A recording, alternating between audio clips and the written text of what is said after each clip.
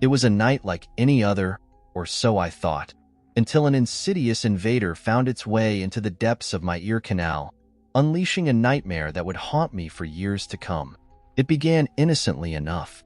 I was lying in bed, drifting off to sleep, when I felt a tickling sensation in my left ear. At first, I brushed it off, assuming it was just a stray hair or speck of dust. But as the tickling grew more persistent, I realized with a sinking horror that something was terribly wrong.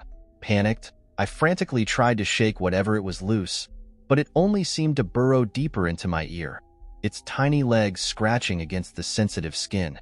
Desperate and terrified, I stumbled out of bed and rushed to the bathroom mirror, praying for a glimpse of the intruder that had invaded my sanctuary. What I saw in the mirror chilled me to the bone. A cockroach, its grotesque form writhing and squirming as it struggled to free itself from the confines of my ear canal.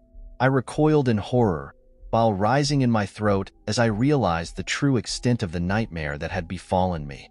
With trembling hands, I grabbed a cotton swab and tried to coax the creature out, but it only seemed to retreat further into the recesses of my ear, its movements growing more frenzied with each passing moment.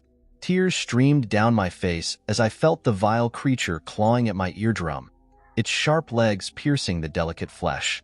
I knew I had to act fast before it caused irreparable damage, but fear paralyzed me, rendering me helpless against the relentless onslaught of the cockroach's relentless assault. Time seemed to stand still as I waged a futile battle against the creature that had invaded my body, its vile presence consuming me from the inside out.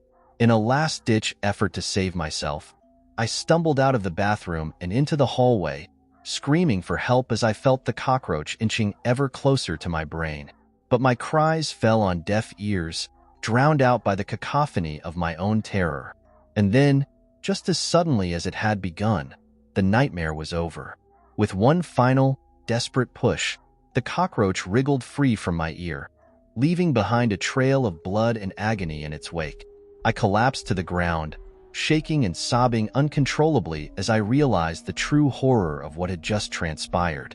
To this day, the memory of that night haunts me, a chilling reminder of the fragility of the human body and the horrors that lurk just beyond the edge of our perception. And though I have long since recovered from the physical wounds inflicted by the cockroach's relentless assault, the scars it left behind will never truly heal.